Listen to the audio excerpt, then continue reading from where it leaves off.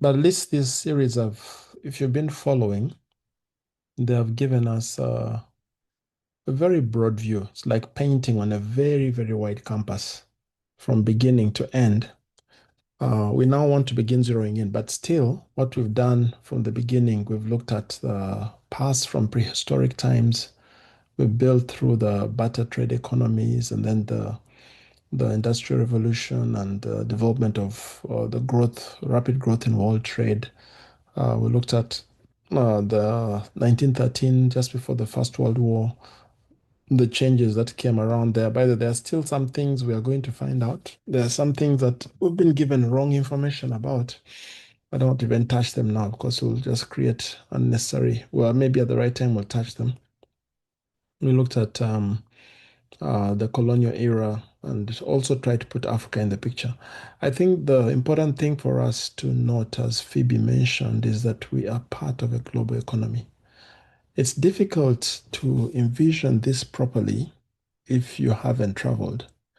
Um, the more I travel, the more I see and compare.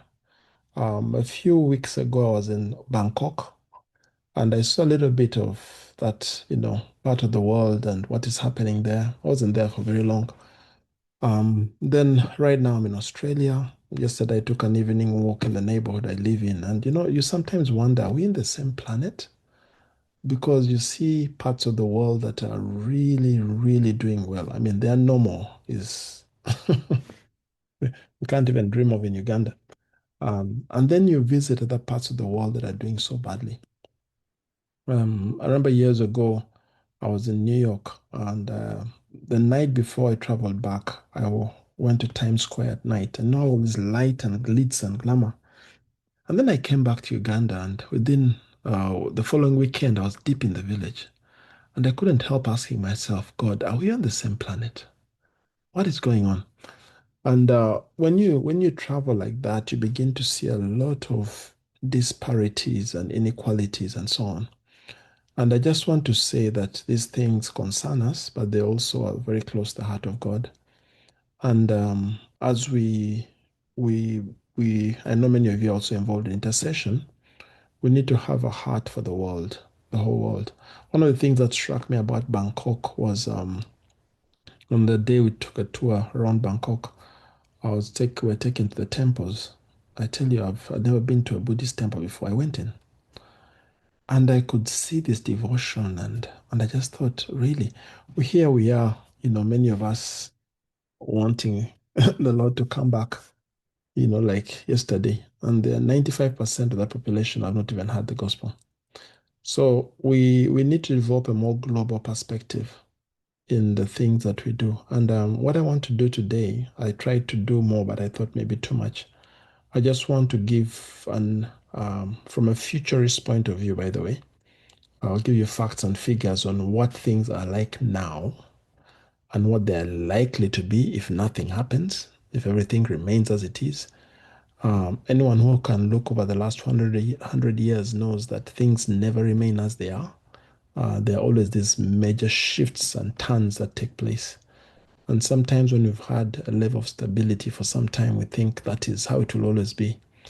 But we are on a journey, and the world is on a journey. And it's important to have a global understanding. We shall begin to narrow down towards the end. And I think, as I told Fred, um, I thought this would be the last one, but I don't think it's going to be. I think we'll have one or two more, which will make a lot more now practical. What do we do? What do we do? Having understood all these things, what do we do? So, as Fred has requested, let me do a quick recap of part three. We looked at 1971 to 2000, where the global standard ended in 1971. I mean, the gold standard by Richard Nixon, the US president. And this basically brought down the Bretton Woods system, and they began the floating exchange, where money was no longer pegged to a dollar, but when it was pegged on demand, the value of a currency determined the demand for a currency determined its value. So we looked at that in the last session, and I believe these are all on the. I haven't checked, but they should be on the Yobel Biashara for those of you who are new. Um, And then we looked at the advantages and disadvantages of having currencies float, and also mentioned how they can be subject to manipulations and how some people have made a lot of money by manipulating currencies. Really just sitting and speculating, not producing anything, just guessing and even trying to cause things that change things. And some people become billionaires that way. And we talked about the impact on Africa, you know, the volatility, we how economies stagnated in the 80s, and the dollars. We've had some extreme. I think the currency that got the wildest shift was the Zimbabwean dollar. Uh, which had hyperinflation of over 1,000%. I don't know whether we really appreciate. Those of us who live in the Idi Amin time can appreciate something about inflation. Because it has been so stable in Uganda, we are used to it. There's a bit of inflation, but it's not too much. So I think we're the most stable currency in the region, the East African region. But when you have some of these inflationary states, the price of something can change from between morning and evening. The price has changed, and it's a very, very insecure place to live in, and that's why eventually they end up with the dollar.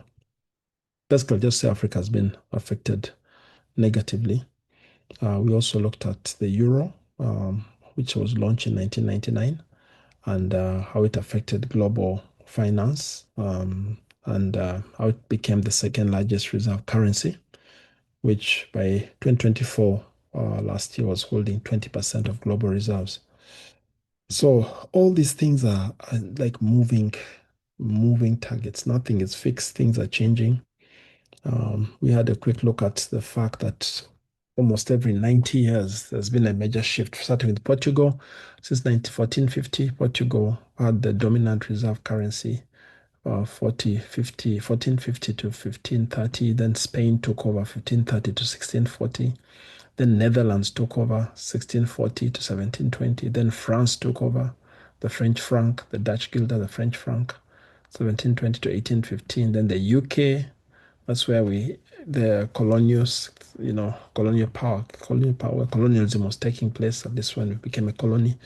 1815 to 1920, the pound. Then 1921 to present. It's over 100 years now, the dollar. But the dollar is interesting things are happening. Let's leave it at that. And so the dollar still leads, but there are many challenges. There's a rising debt issue, which Trump is trying to tackle. I haven't really studied the result of Trump economics, the tariffs. They seem to be making good things for the US, but I haven't really studied that yet. Maybe that's one of the things we could look at by the time we do the next one. And yeah, so there have been shifts, and just important for us to know that things are shifting. They won't remain the same, at least not when they are not kingdom. Eventually, we know the only thing that will not shift is the kingdom system, which we need to begin understanding more about, because that is what will not be shaken. We also touched a bit on the modern trends, the regional integration of Africa, um, and the fact that we actually need something like this. We are too small. Our countries are too small to go negotiating with the big powers. That was also talked about, and we talked a bit about the African currencies. Libya at one time, the Libyan currency was the strongest on the continent, and then the dinar, and then the the instability, the war that was orchestrated, and the volatility. The franc was holding most of francophone Africa. Now, I just heard recently there's a new bank being formed by a few countries in West Africa. The French economy is being hit very badly because they've been parasiting of Africa. Countries are beginning to say no, enough. And that's already hitting back home. I don't know how many prime ministers they've had now who have to resign because they can't fix the economy. So the world is shifting. And as people who are watching, watchmen, we need to be aware and also know how to connect ourselves. Right. And some of the key takeaways, we noted that the pound lost its global dominance to the US dollar in the last century, um, which became the world's leading reserve currency thanks to America's strong economy and deep markets. Then we moved from the gold backed to fiat currencies. These are paper currency as well, not tied to anything particular. Then we did hint on digital currencies, which we haven't done enough on. One of the things we'll need to address before we conclude this series is the whole question of the digital currencies, the cryptocurrencies, and also the return to um, gold and silver. That is really happening. And I don't think I'll have time to go into that. I think it will need to be explained more on its own for us to appreciate. Yeah, so we also noted the modern dynamics that were taking place, depreciation, rising debt, and some of the persistent issues that are affecting Africa's economic growth. I did recommend some books for those of you who are really interested. I hope I'm simplifying this enough so that we can get an appreciation from our basic knowledge. And today, I'd like to talk a bit about outlook. We'll look at it from two angles, mainly today from what futurists are saying. Futurists are not prophets, they're just people who look at trends, look at emerging trends, current trends, and they give a sense of where things are going. And it doesn't mean they're predicting anything. They're just saying this is where things seem to be going. If you like it, you can do certain things to keep it in that way. If you don't like it, then you have information. You can change what is happening, do some things to ensure the bad things that are likely to happen do not happen. So look at it from that perspective. I'll end by giving what I believe from the Word of God, which may not be tied to what futurists are saying, but we need to understand what they're saying. And these are still Bretton Woods organizations, the IMF and the World Bank. And as you can see on the screen, they're predicting that the world global economy will grow, but will remain modest. It will remain modest and slow. We did mention that there's a time in the first half of the last century where there was rapid growth, especially for the Europe and Asia is experiencing the most robust growth. We've had the Asian tigers, South Korea, Malaysia, Singapore, um, and now we had China as well. There's a video I wanted to play, but I don't think I've been unable to connect it. Which this maybe I'll mention something about China a little later on. So the IMF projects global growth around 3% in just the next year. It's a slowdown, and the growth in the advanced economies. These are the more like in Europe, mainly Europe and North America. It will be slower. It will be slower. In some of these countries, there's not much more you can do because they've built up everything, and some of them are even having declining populations. So you will not have much in terms of growth. Um, and so this is a general prediction. Um, it's this growth is possibly the slowest since 2008 when there was a crisis, or global crisis. And this is affected by lower trade expansion and lower investment. And there's a statement there that structural headwinds like aging populations. Aging populations is a big thing in Europe. Basically, it means the economy grows. Okay, let's try and simplify it. Imagine a house or a homestead that has a lot of young people. So when time to work comes, they're all going out the fields, they're working, they're producing something that they can sell to get income. Imagine another village. Okay, let's look at villages to make it simpler. A village which has many young people, then a village which has a lot of old people. So when the day begins, they are not doing much. The village with the older people will not be producing much. And so, even if they may be well off, they really are not getting, unless they find other ways of getting income, they are not producing much. And that's the challenge that most of Europe especially has. They have to find cleverer ways of getting wealth without doing much work. The potential for emerging economies like Africa, which have population dividend, is that if that dividend is employed properly, it can actually produce. We've got to make it productive.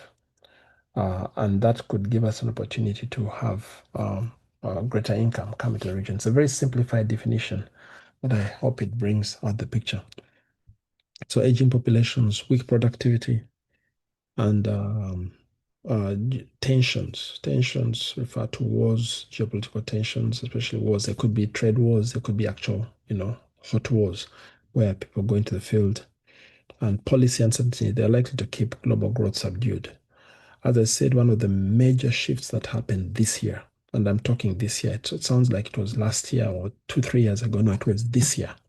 Because this year, Trump was sworn into office. And he brought on policies that have disrupted the world trade as it was. The impact of this will be seen over the next few years. Those are things that happen which are unexpected. I'll talk about that towards the end because that is the one thing that, apart from prophetic insight, futurists would never know. There are things that happen which come out of with totally outside the zone you expected, and they disrupt everything, and may mean have greater futures resulting. So generally, to say there'll be growth. For us, and again, I didn't distill out the Ugandan picture. Uganda is one of the fastest growing economies on the continent. At some places would actually mention it as fastest, one of the fastest, but it's one of the fastest. And when oil begins to come out of the ground, if we manage it well, there's some worrying things, but if we manage it well, we should be able to, the economy should be able to pick up fast, much, much faster than it is at the moment. Okay, so that's a general growth, predicted. Of course, if there's a major war, anything like that, then the economies, the growth will slump. I don't believe that's going to happen. I personally believe now, not as a futurist as such, but just from prophetic insight, that we are entering a global golden age. I believe that there are things that are coming, and I have reasons for that, but I'll not go into that now. Right. And then this is a picture of divergence between the regions. This is now breaking it down. As you can see, I'll try and expand. The map tries to show the places where you expect high growth, stronger growth in Asia, and sub-Saharan Africa, modest growth, and slower growth in the advanced economies, and so on and so on. Let's look at it in a little more detail. Okay. But the key thing to note here is the way things are going now, economic power is increasingly tilting towards the emerging economies, especially those with populations.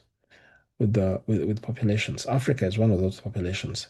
The key thing is the ability to transform that into productive labor. If we can solve that problem, Africa is set for a surge in growth. Right now, one of the marks that we're not solving that problem well is the number of young people who are leaving. They're not massive compared to the population, but still, it's telling you that they're not gainfully employed, and so they have to look for employment elsewhere. And yet, there are many opportunities within the continent. So generally, even these big Bretton Woods organizations like the World Bank and IMF are saying that economic power will increasingly tilt towards the emerging markets, those with population dividends and those who do structural reforms, um, because the advanced economies are really beginning to grapple with slower growth. So let's look into a little more detail here. As I mentioned earlier, this is still in the near term. Global uh, economic growth is around 3%. If you look at 2025, 26, 3%. And that's according to IMF. And Africa will experience moderate growth with variations, regional variations. Again, you can see how decimated the continent is in terms of the small countries. Some countries may achieve very high growth. Ethiopia, Rwanda, Uganda, they may get very, very high growth depending on, things that are happening. Some of the things that we recently saw is the issue of coffee in Uganda.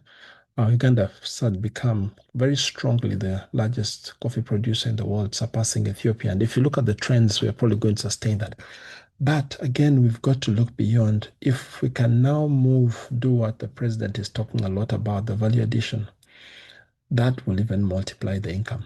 The time of just saying we're the world's greatest producer of coffee, but the country which benefits most is Italy because of cappuccino. Italy does not grow a single tree of coffee.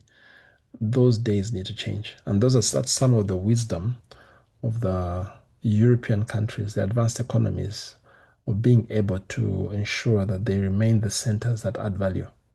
So the issue of industrialization and adding value must be cracked because that is really going to change the outlook for our countries to be able to do that. So key drivers in sub-Saharan Africa, the natural resources must be added value to. There must be added value to. This has been said many, many times. And domestic demand is also increasing as the middle class slowly grows and people are exposed, more people with disposable income. Those things will drive growth. But there are risks as well. Tariffs are tools that are used by countries to ensure they protect their markets. And debt is a big one because we're in a debt trap. Something needs to happen. That debt trap, I believe something's going to happen. The debt trap, because there are groups that arrange that's not by accident. It's been happening, but I believe that time is also coming when they will be unraveled. Now, Asia is growing very, very strongly, and you can see this when you visit countries. Talked about Bangkok. I've had the opportunity to visit South Korea as well. The these Asian countries are really China, of course, is part of Asia. Russia is also counted, at least part of it as Asia, part of Asia. This is where the largest population of the world is, and they're still expected to grow very, very strongly. India, the world's fastest growing major economy, and China is still growing, but there's something about China which the world has probably not fully paid attention to. China is beginning to suffer from a policy they had of a one child. These things affect population long term. You may think you're controlling population, but as people who study demographics tell us, to maintain the same numbers, so you had 20 million people. If you want to maintain that over 25 years or so, then every woman should be giving birth to, on average, 2.1. If you spread out, some will give more, some won't, but on average, it should be 2.1. Then you can maintain. If you don't do that, the population begins to fall. And the video I wanted to play you, which I couldn't I couldn't download in good time, was somebody giving statistics, most recent statistics on China, that its population may be a lot less than we even think now, maybe not even 1 billion. Because for a long time, they had a one-child policy, and that has affected the population. And now, when people get used to one child, it's difficult now to convince them to have two or three. And over time, that is impacting their population quite seriously. And it impacts the economy as well. So with an aging population, you don't longer have the young people to do the work. Of course, automation now is becoming a very big thing. AI, automation, those are very big economic drivers. Uh, so we're in a volatile situation globally.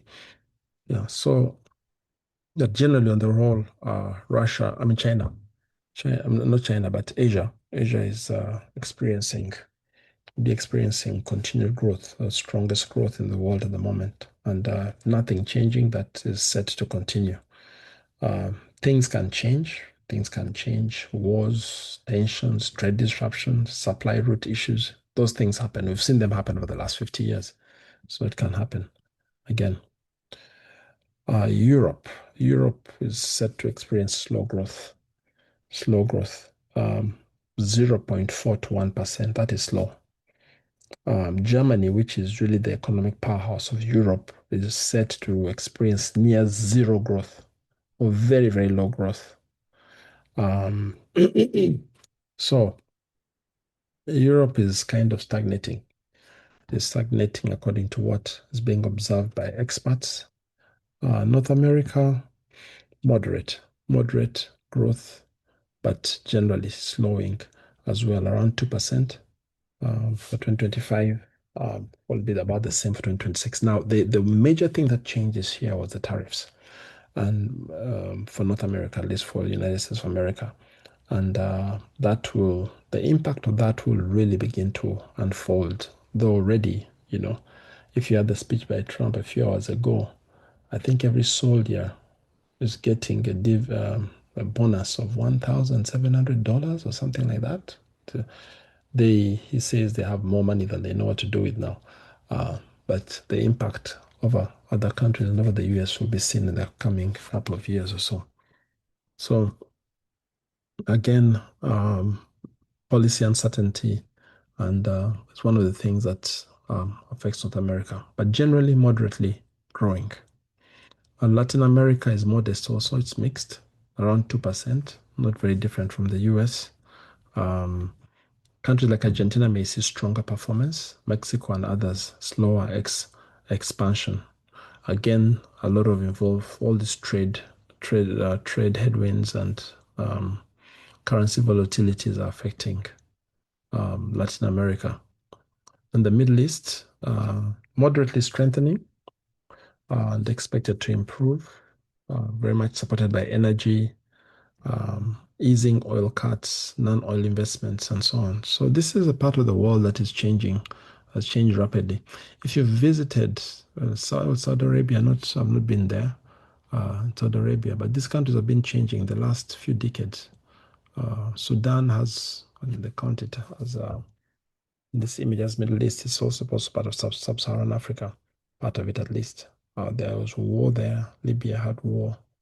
But as you go further towards the Middle East in the center here, Israel and the rest, those countries have been experiencing moderately modest growth. The UAE and Qatar and so on have been big centers of growth as well. In the desert, it's just amazing what's happening there. And then Oceania, which includes Australia, where I am. By the way, I'm somewhere here where the arrow is, somewhere there. And this is a big country with a few We people. don't see an arrow. Oh, you can't see my arrow, my pointer. Okay, well, never mind. Let's find out where Australia is. Again, moderate growth. This is an interesting country. It's quite one of the wealthier parts of the world. One of the things that has struck me, I've been here about 6 times, but it's just the number of Asians who have moved here. It's very multicultural. At one time, you had mainly the European settlers and then the Aboriginals. Now there are a lot of people from Asia here. I remember when I attended graduation years ago, I thought if I was to be put asleep and woken up in this hall, I'd think I was in China because most of the people graduating from that university were Chinese. Um, so anyway, this part is experiencing moderate growth as well. Yeah, a lot of resources in that country, but this whole Oceania part. Now let's just try and summarize these points. We've had a quick look around the world on the way things are, and some of the key takeaways we'll have now is that Asia, especially South Asia, it will remain the fastest growing region, and that's according to IMF, the fastest growing region of the world. Africa is showing steady improvement. The growth is uneven, but there's a steady improvement according to the World Bank. And then advanced economies like Europe, North America are seeing slower expansion, slower growth. Latin America and Oceania, moderate growth shaped by external demand and internal policies. Now, one of the things you've also seen a lot of emphasis now, and you can see the amount of interest the US is putting in the area of AI. This is one of the key trends shaping the future economy, AI technology. Okay. They expect to be the key drivers of productivity and investment. Yeah. And they may potentially add years of growth through heightened efficiency and innovation. And this is a race. There's a big AI race. The US is leading, but China is also pushing it. And this is changing employment significantly. automation. There are a number of, if you are not following AI, you need to, or, you don't get left behind. There's so much happening now. Just recently in my own business, I've been exploring getting AI to do some of the tasks that the front desk does. Now, the thing is, it does it very efficiently. Now, the person who's providing for us has this AI that can speak 16 languages, including local languages. And it's just amazing, they can answer 24/7. Now, in terms of efficiency, you find that you're a lot more efficient. Now, those who are doing certain tasks can be moved to do other tasks. Um, and then almost every industry is being impacted by AI. The education sector is being heavily impacted. I was watching another video recently which was talking about PhDs are no longer making sense because an AI can produce the best PhD in just a few minutes. PhD, give it a question, it will give you everything. I also read just a few hours ago about professor in Hong Kong who had to resign because they used AI for research and the AI gave references that did not exist, you know. But all these things are around us now. So a PhD in future is going to not tell us, not give us how much you've written or read, but how much what you can produce. Not how much you know, but what can you produce? All these things are changing. All these things are changing. They're affecting labor markets, they're affecting the way we do things. And so the issue of reskilling and lifelong learning has never been more important. So I'm glad some of you are on this call and you may find it a bit stretching, but I'm telling you, the world we live in, you've got to stretch yourself a bit.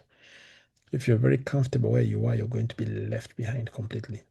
As they say, the illiterate of the 21st century is not one who cannot read or write, but one who cannot unlearn and relearn.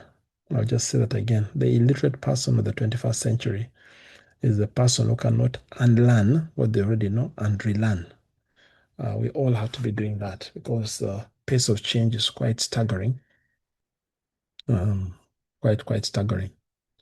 So let me summarize this bit, then I'll go to the last bit.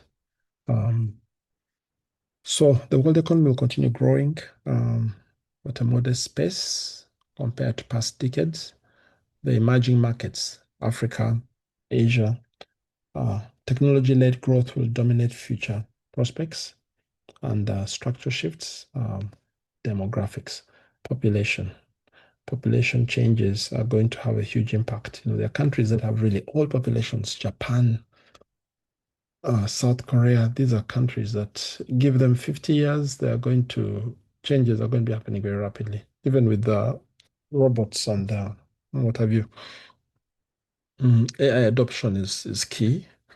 Our kids need to learn coding, you know, just passing exams as we've had them, this is so outdated now. It is just so outdated that, when I see this whole environment with PLE results and senior four results and so on, we are just so far behind. We need, and thankfully, the Ministry of Education is changing the approach to curriculum. So that people are taught to do things. We instead of just cramming and giving back information, you don't need to do that anymore. There's just you can get information at your fingertips. Yeah. So then there are also risks. Wars are always a problem. Tensions geopolitically, tariffs, protectionism. Um, there was a lot of talk of globalization some years back that has been reversed completely with what's coming out of the US and so slow productivity and so on. I want to talk about two things, just two more slides, and then we'll close for today. We'll have another couple, where we'll talk about general things. What can we do? Very practical things. And then what are some of the other tools available to us, as Fred hinted. Now, so there are two words on the screen, benestrophes. That is good outcomes born from bad disruptions. If you were alive today, this is 2025. In 1925, if you were alive in Uganda, you're in a colony and you're asked to predict the next 100 years, I I think you would probably not have got many of the things correct because the frame there was very different. The colonial powers were still in charge. Um, it would have been difficult to see what has happened, and even with things like radio, television, flight, being able to fly. I mean, flying from Doha to Melbourne, 14 hours in the air. It's just you look at the map and just say, man, keep holding this plane because if anything happens to it, I'm in the middle of the ocean. And that's happening routinely all the time. Um, Computer age and digitalization and AI, all these things would have been totally out of the frame. And it's very easy for us to think we've arrived. Nothing's going to change. But if there's anything we learn from the history is that things change all the time, all the time. Now, benestrophes are good things, you know. Things could be chaotic, things that come in which give us a better outcome. For example, the flying is a benestrophe. 100 years ago, you might have thought of it being commercial, but has connected the world like never before. That I can be here today and tomorrow I'm in Uganda, you know, and the next day I can be in the United States. It's connected the world. It has made greater possibilities than ever before. Look at what is happening now. I'm thousands of kilometers from you, but I could as well be in the next room. I might actually be louder to you now than the person in the next room. That's a benestrophe. It's a positive thing that was not expected, you know. Now the opposite's a wild card. A wild card is something that's unpredictable that changes everything. Usually it's negative. For example, again, going back 100 years ago, you just come out of the First World War and you thought never again. But little would you have known that in less than 14 years, it was 20, about 14 years time, you'd enter an even worse war with millions, tens of millions dead, you know. Um, Now those things come and they change things for the worse. They may destroy something that looks very, very good and make it bad. So the catastrophes are triggered by crisis or shock, um, and they tend to redistribute opportunities and things like that. Um, and then the wildcards. Wildcards are things that shock. They disrupt things completely, and what looked stable suddenly changes, and you can have something terribly negative come out of it. So generally, benestrophes are good things that come unexpectedly, and wildcards tend to be negative things. As we look into the future, we can be absolutely sure that we'll have both. We'll have both. There'll be something that will happen that, again, if you wind the clock, even how many years now? 7 years ago. Actually, the last time, no, not the last time. If the beginning of the year 2000, the year began, and all of a sudden we had a wild card. The wild card was COVID-19. It has changed so many things. We are still unpacking the changes up to now.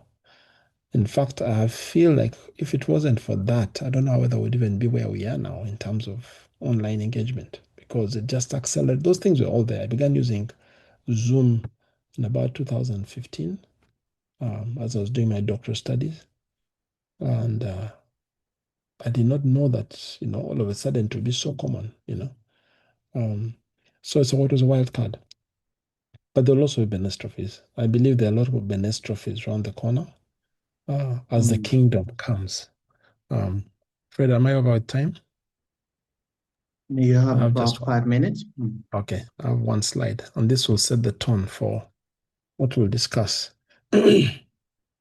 This is really now, having looked at trends the way they are, this is a prophetic outlook, and I want to base it on just one scripture, which was given by, I think it was David. Psalm 68 should be the scripture of David. It says, rebuke the beasts that dwell among the reeds, the herd of bulls with the cows of the people. Trample underfoot those who lust after tribute. and scatter people who delight in war. Now, when you look at the next line, it says, nobles shall come from Egypt. This is a reference to Africa. And Cush will hasten to stretch out our hands to God. We've used this a lot in the prayer movement. It's a prophetic word that hasn't come to pass yet. It hasn't come to pass. The word for nobles in Hebrew is the word klashman, and that is talking about wealthy princes. Okay, it's not talking about just rulers. It's talking about wealthy princes. So let me put it in modern day language. And you know, Egypt was a reference to the African continent, not necessarily the Arab Republic of Egypt. At the time this was written, um, Egypt was the land of Ham, where our forefathers came into this land. So it says, wealthy princes shall come from Africa. That's what it's saying. Wealthy princes shall come out of Africa. Cush will quickly stretch out her hands to God. Cush will turn to God. Those are prophecies not yet fulfilled. Um, Now, having said all that, I'll just say that we need to remember that the Most High rules in the kingdoms of men. And economies are not autonomous systems. They're not happening. They don't have a life of their own. The God works through them, through sovereignty. And we see in history the rise of empires, pride. Nebuchadnezzar was a good example. Shaking, then a reset. You know, so God allows economic shakings not merely to punish, but also to realign nations with righteousness. And Haggai 2 tells us about him shaking the nations. And right now we have global economic instability, you know, the debt crisis, inflation. There are realignments taking place. They are undercurrent. You can't see them. It will take a crisis to expose them, but they're actually underway. And I just want to tell you that Africa is not absent from God's redemptive economy.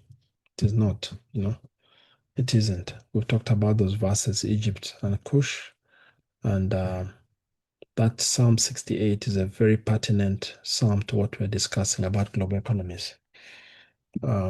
So Africa historically and prophetically has been a carrier of spiritual and material resources. So I believe Africa still has a big part to play. Now, what we see with the global economies can be likened to the Tower of Babel in Genesis 11:4. Say, let's build ourselves a tower, centralizing power, debt control, um, no moral accountability. These systems built without God eventually fracture. They eventually will fracture. They cannot last forever. Right now, I believe we are really witnessing the beginning of the crumbling of the systems that were put up with the Bretton Woods Agreement that have controlled the world and dominate the world. And so we're entering a time of reset, a time of reset. I want to believe the scripture talked about Jesus in Psalm 118, verse 22, that the stone the builders rejected became the cornerstone. Um, I believe that will happen for our continent. And again, just speaking prophetically, we do have a lot of things which can leverage. We've not been able to do them. More and more, we are seeing leaders who are beginning to demand that happens. The strategic minerals, potential for food, agriculture, the young workforce, um, all these things, when the right leadership comes in place across the continent, they'll be leveraged to bring us to a place where and again, it's not really dominated by people, it's just seeing the immense wealth in certain parts of the world and the abject poverty in other parts of the world. I don't think that is something God is pleased with. One of the marks of the Messiah is that he would be bring justice to the poor of the earth. Okay. All right. So our greatest threat is not lack of capital, but the issue of corruption. Corruption captured by the elite and people who basically continue the colonialists did. Yeah. But we've had a promise for many years that nations will come to our light and kings the brightness of our rising. So we have a role as a church, which also has to awaken because the church has a very big role to play in seeing the restoration of the nations as well. So I think I'll stop here. As I said, I thought it would be the end, but it can't be the end yet. We will now get into a lot more practical things to do with the cryptos and the the the silver-backed current, the gold and silver and things like that. What can be done practically and the opportunities that arise. I think that's where eventually we want to end up. But I do hope that what we've done so far has given us a very, very broad picture, maybe not very fine, but at least broad picture of the kind of ocean we are playing in. Thank you very much, and back to you.